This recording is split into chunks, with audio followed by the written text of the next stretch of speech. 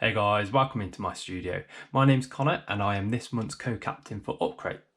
So this month's box is going to be mainly focused around Scratchboard because that's the medium that I work in. So I'm going to give you a quick run through of all the different materials we've got here and what we're going to work with this month. So from left to right, we've got our tracing paper, which is what we're going to draw our design up onto. So I've already drawn a design up on there that I'm going to transfer onto our Scratchboard. In order to transfer that onto the Scratchboard, we've got this graphite paper underneath, and that's what we're going to use because you don't want to be drawing directly onto the Scratchboard itself. If you make a mistake and you try and rub it out, it can leave, can take sort of some of the ink off or leave some smudges on top of the board. Over here we've got our clayboard. So what clayboard is basically Scratchboard without the black India ink covering the top of it. So this is great if you want to try some different coloured inks, if you want to put some acrylic ink on top of that. Here we've got some black India ink, so we're going to put some of that on there with the paintbrush here and scratch away and maybe just get a little bit of practice in on how the different tools work. Now the brush that I'm going to be using in this video is a brush that was contained in the previous upcrate, but really any brush that you have, any paintbrush, is going to be absolutely fine with putting the black India ink onto there. So you've got three tools that you're going to use to scratch off the Scratchboard ink. So you've got these two red tools here, and then you've also got a craft knife in the bottom there. All the different blades have a slightly different shape, so they're going to be used for different techniques, and we're going to go through all of that in this video.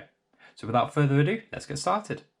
So I thought I'd start by showing you how you can use the clayboard and India ink to practice and also to cover up any mistakes that you might make.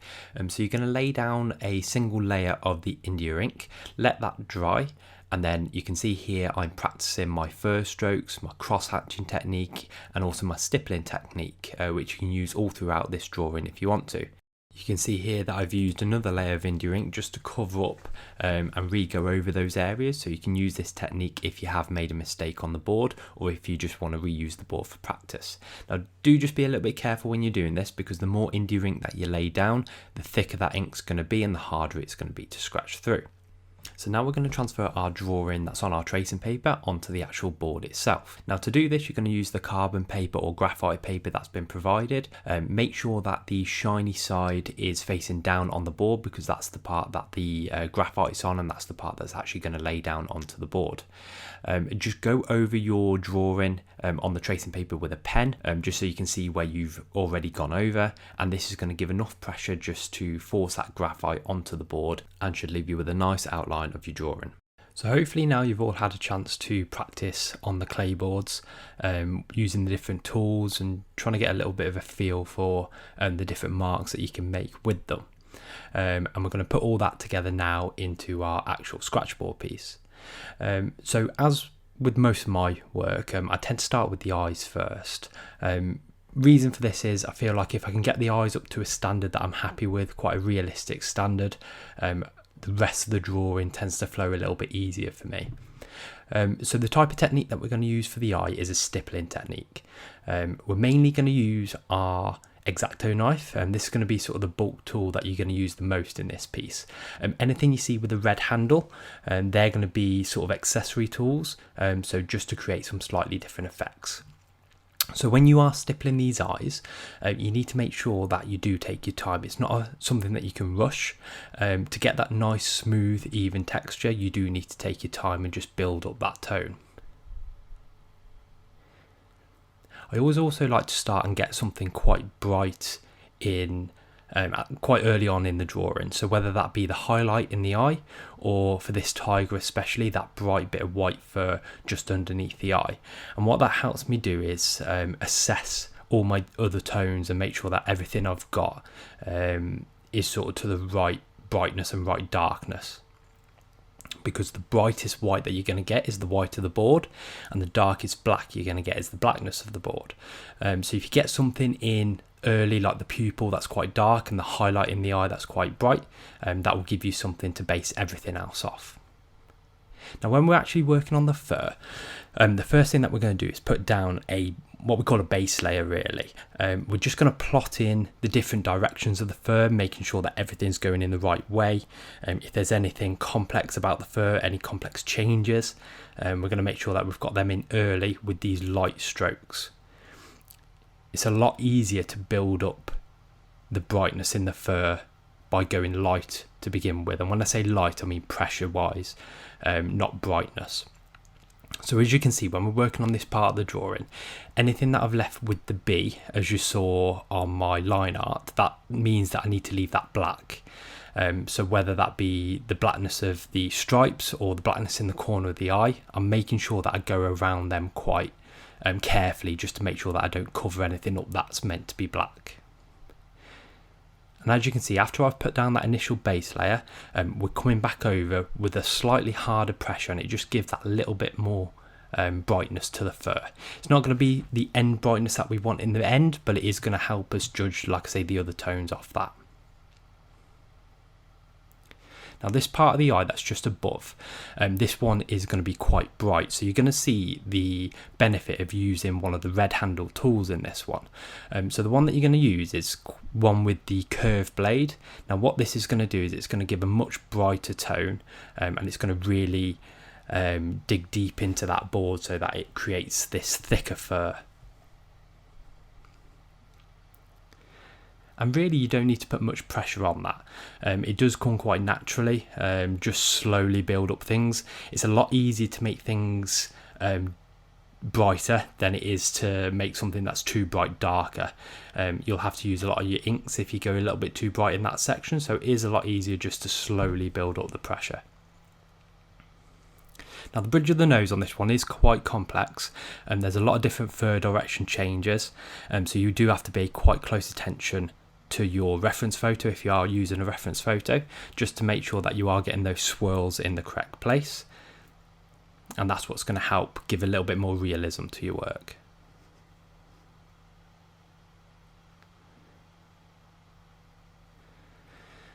So as you can see, I do twist my board around quite a lot. Now this is intentional. It's a lot harder to push the knife away from you. It's a lot more natural and a lot easier on the board just to pull it towards you. So in order to do that, and in order to make it a little bit easier for me to get the best sort of result in the end, I do rotate my board so that I'm not contorting myself around trying to get myself into an awkward position. It is a lot easier just to rotate your board. So if that's something you want to do, then it works really well. And also what I'm doing in this section is I'm varying the length of my fur stroke. You'll probably see it a little bit later on when we look to do the longer fur just down the side of the face of this tiger.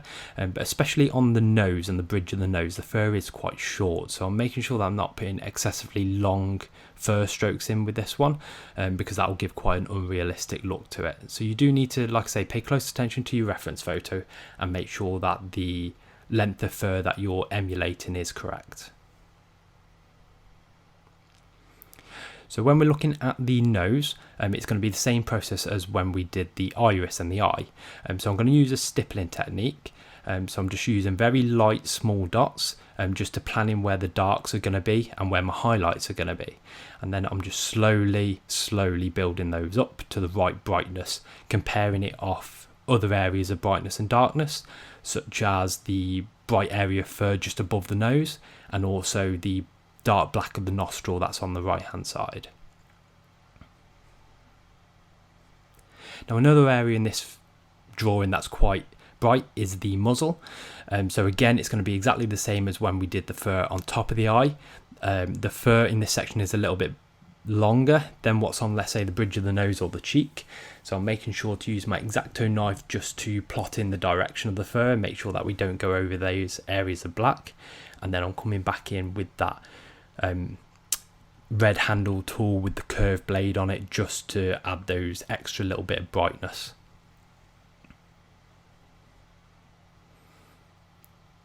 Now you do have two red tools, both with different blades on them, and later on in the drawing, when we have a look at this guy's ear in a minute, that'll be really when that other tool comes into its use.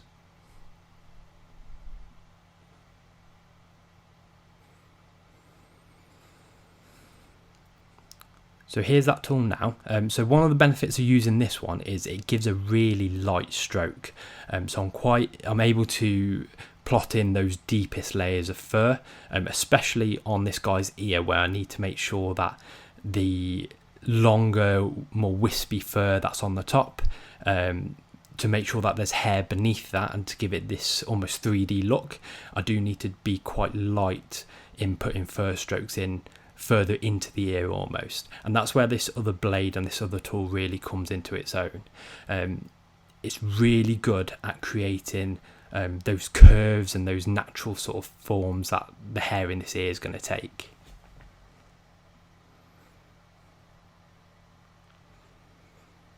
But again, experiment. You've got your clay boards, you've got something to try it on first. Just try different textures, different techniques, and you're going to get used to what the different tools can create.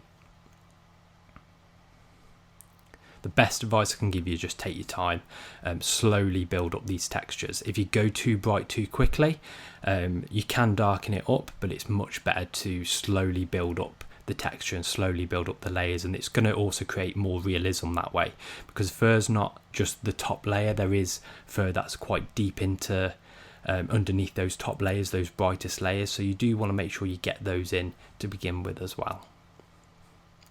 And when I'm working down here on these longer bits of fur, this is where, like I say, I'm really paying close attention to my reference photo.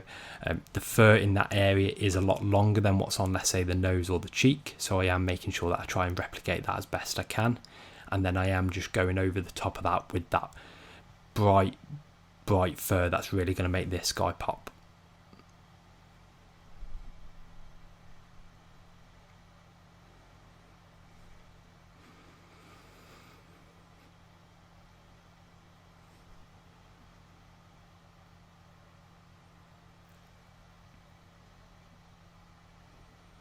Now, if you do make an area, if you're too bright or you do make a mistake somewhere on the drawing, you can use the India ink that you've got in your packs, just to either block out that area completely or just dilute it down with a little bit of water, and that will just make the area a little bit darker. And again, exactly the same technique on this guy's chin as what we've done on the rest of the drawing. I am just putting in those fur directional strokes, those under fur to begin with, making sure I've got things in the right direction, making sure I've got those little areas of black in there. That just gives it a little bit more realism, and making sure I don't cover up any unintentional area.